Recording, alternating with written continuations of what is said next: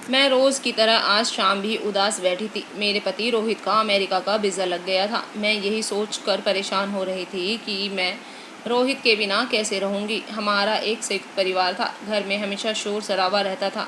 मेरे ससुराल में मेरी सास और ससुर बहुत ही सख्त मिजाज के इंसान थे। मेरी सास हमेशा अपना हुक्म चलाती रहती थी। मैं बहुत ही डरपोक किस्म की इंसान थी। ज़्यादा पढ़ी लिखी नहीं थी। मैंने सिर्फ 10वीं तक ही पढ़ाई की थी।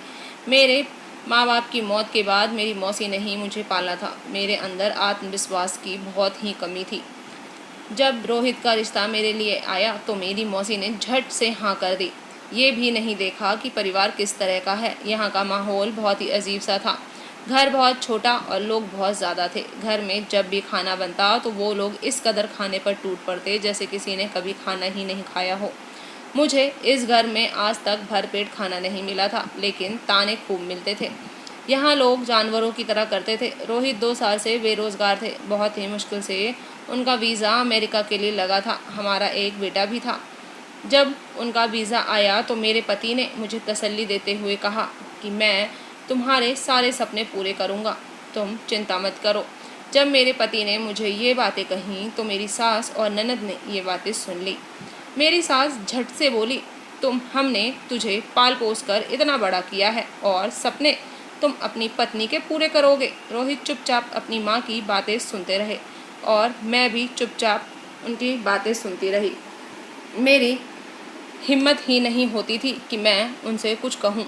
रोहित चले गए और मेरी ज़िंदगी में सन्नाटा सा छा गया। बस इसी तरह ज़िंदगी दिन गुजरने लगे। मैं बहुत परेशान थी क्योंकि मेरे पति का कोई अता पता नहीं था। घर से जाने के बाद उनका ना तो कोई फ़ोन आया, ना ही कोई खबर मिली थी। इधर घर में मेरे लिए परेशानियां बढ़ती जा रही थी। मेरी सास ने मुझे मेरे कमरे से बाहर निकाल दिया और मेरा कमरा मेरे देवर को दे दिया। मैंने अपनी सास से कहा भी था कि मैं बच्चे के साथ कहाँ रहूँगी, लेकिन मेरी सास ने मुझसे कहने लगी कि आंगन में बहुत जगह है। मेरी सास ने मुझे बहुत ही बेपरवाह होकर बोला था। मैं भी क्या करती। इधर मेरे पति का कोई अता पता नहीं चल रहा था। मैंने चुप करके अपना बिस्तर बाहर आंगन में लगा लिया। मुझे सिलाई का काम आता था तो मेरा छोटा मोटा खर्चा उससे निकल जाता था। फिर भी मेरी सास मुझे ताने दिए बिना नहीं रहती थी। मेरे पास कोई नहीं था जिसे मैं अपनी तकलीफ़ बता सकती। एक मौसी थी जिसने मुझे पाल पोस कर बड़ा किया था, उनकी भी मौत हो चुकी थी। मेरे पास कोई दूसरा रास्ता भी नहीं था। सबका खाना और घर के काम मैं ही करती थी, बाकी सब आराम करते थे। एक दिन मेरे बेटे की तबीयत बहुत ख़राब हो गई, जिसके कारण मैं खाना नहीं बना पाई।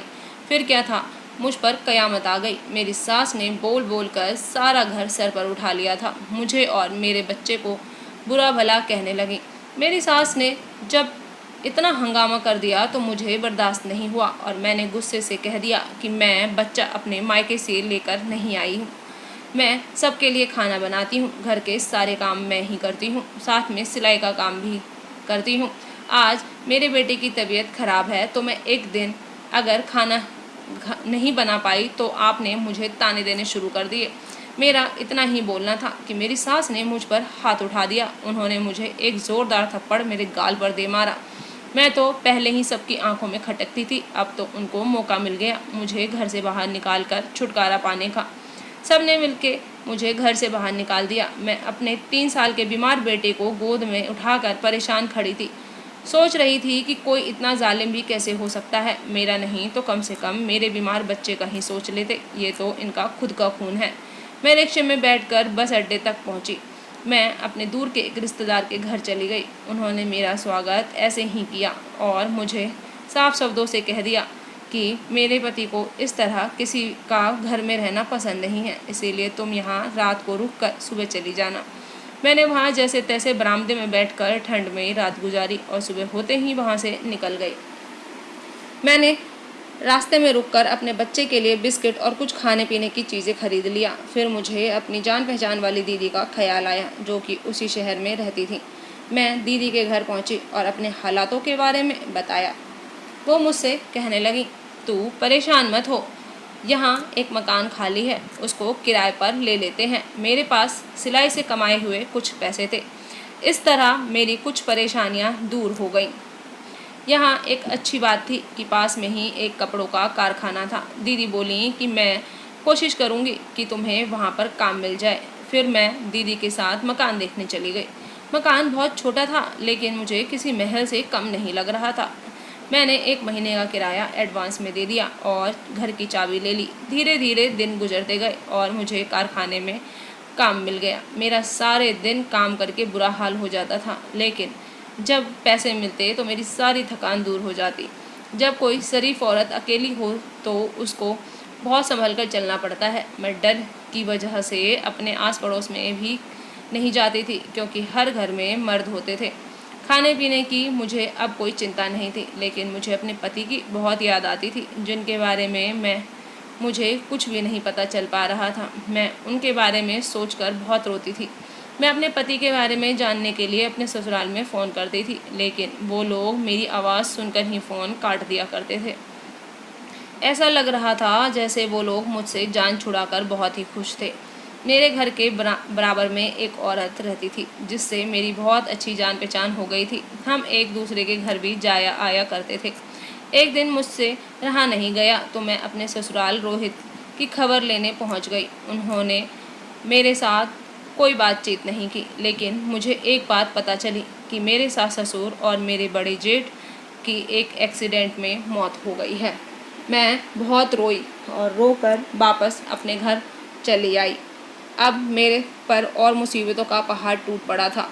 मुझे कारखाने से काम मिलना बहुत कम हो गया, जिससे पैसे भी कम मिलता था।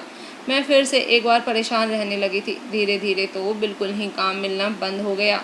अब मेरे चारों ओर परेशानियां ही परेशानियां थीं। अक्सर मेरी पड़ोसन कहती कि इस घर में रहने वाला इंसान ज़्यादा दिन खुश नहीं रहता, क्योंकि यहाँ एक लुटेरा पुलिस के हाथों मारा गया था। उसकी बातें सुनकर मुझे वहम होने लगा था। मैं और भी ज़्यादा डर गई थी। एक दिन दोपहर का समय था। मेरा बेटा सो रहा था। मैं भगवान के आगे हाथ जोड़कर प्रार्थना कर रही थी कि अब सब कुछ ठीक कर दो। अब तो मेरे बचे हुए पैसे भी ख़त्म हो रहे थे। मैंने आंगन में एक तरह खाने के लिए कुछ सब्जियां उगाई हुई थी। मैंने वहां आलू भी लगा रखे थे, तो मैंने उनको खोदने शुरू किए। जब मैंने वहां पर खोदना शुरू किया तो मुझे वहां पर कुछ सख्त चीज़ के होने का एहसास हुआ। मैंने और भी ज़्यादा खोदना शुरू किया तो मुझे एक डिब्बा दिखाई दिया। मैंने उस डब्बे को डरते डरते खोला तो मेरे होश ही उड़ गए, क्योंकि उस डब्बे में तो बहुत सारे पैसे और गहने थे। मैं उस डिब्बे को लेकर कमरे में आ गई और उस गड्ढे को वैसे ही भर दिया जिससे किसी को कोई शक ना हो। मुझे लगा अब मेरी सारी मुश्किलें ख़त्म हो जाएंगी। मैंने धीरे धीरे करके सबके उधार चुकाने शुरू कर दिए थे।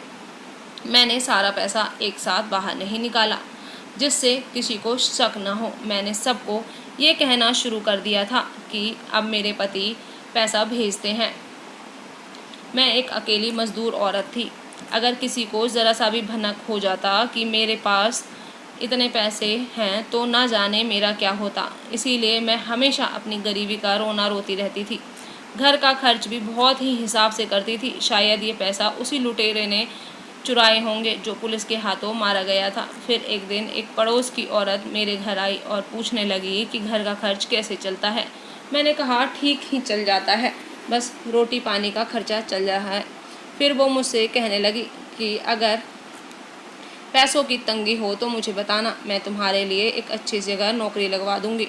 तुम सुंदर भी हो, काम जल्दी मिल जाएगा। मैंने हैरान होकर पूछा, काम का सुंदर होने से क्या लेना देना। वो मुझसे कहने लगी कि एक कोठी है और उसके मालिक को एक सुंदर सी लड़की की ज़रूरत है, बहुत पैसा मिलेगा। तू समझ रही है मेरी बात?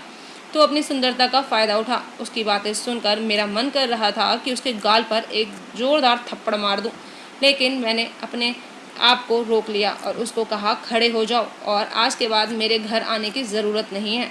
उसके जाने के बाद मैं फूट फूट कर रोने लगी। मेरा यहाँ कोई नहीं था।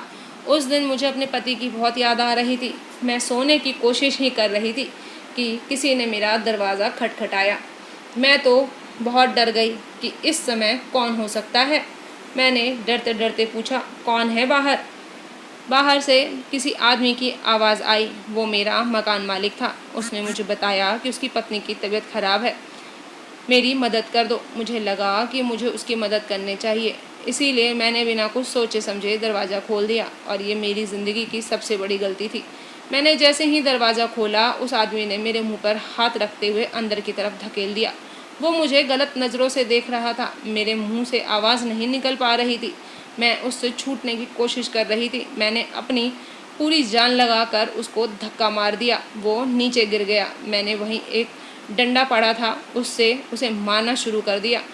इससे पहले कि वो खुद को संभालता, मैं अपने बेटे और उस डब्बे को लेकर वहाँ से भाग गई। मुझे कोई होश नहीं था कि मैं किस तरफ भाग रही हूँ।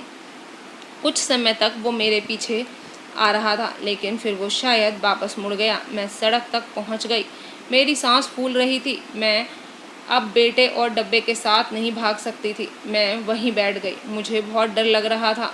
पता नहीं आगे क्या होने वाला था। मुझे लग रहा था कि इस दुनिया में एक अकेली औरत को इज्जत बचाना भी इतना मुश्किल हो सकता है। मैं बुरी तरह बैठी रो रही थी कि अचानक मेरे कंधे पर किसी ने अपना हाथ रखा। मेरी डर के मारे सांसें ही रुक गई थीं।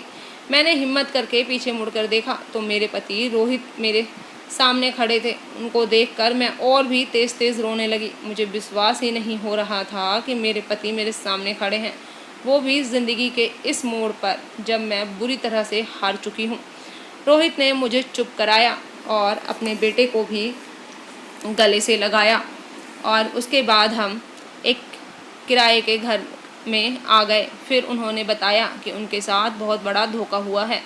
जिसके साथ वे अमेरिका गए थे वो गलत लोग थे। यहाँ से जाने के बाद वो लोग रोहित पर बहुत जुल्म करते थे और उसने गलत काम भी करवाते थे। वो वहाँ से बहुत मुश्किलों से बचकर अपने देश वापस आ गए, लेकिन जब घर आए तो पता चला कि हम लोगों को घर से निकाल दिया गया है। उन्होंने हमें हर जगह ढूंढने की बहुत कोशिश की, लेकिन हम नहीं मिले।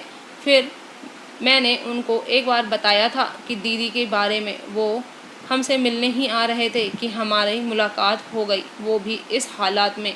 मैंने भगवान का शुक्रिया अदा किया और रोहित ने उस डब्बे वाले पैसों से अपना काम शुरू किया, जो कि बहुत अच्छा चल पड़ा। आज हम अपनी ज़िंदगी में बहुत खुश हैं। मेरी ज़िंदगी में किसी भी चीज़ की कोई कमी नहीं है। मैं भगवान का हर वक्त शुक्रिया अदा करती हूँ। तो दोस्तों, आज की कहानी आपको कैसी लगी ज़रूर बताइएगा। चैनल पे अगर न्यू हैं तो सब्सक्राइब ज़रूर करिएगा। पुराने हैं तो कहानी पूरी सुनने के लिए धन्यवाद। फिर मिलती हूँ आपको एक नई कहानी के साथ। प्लीज़ फैमिली एंड फ्रेंड्स के साथ कहानियों को शेयर कर दिया करें। Bye bye.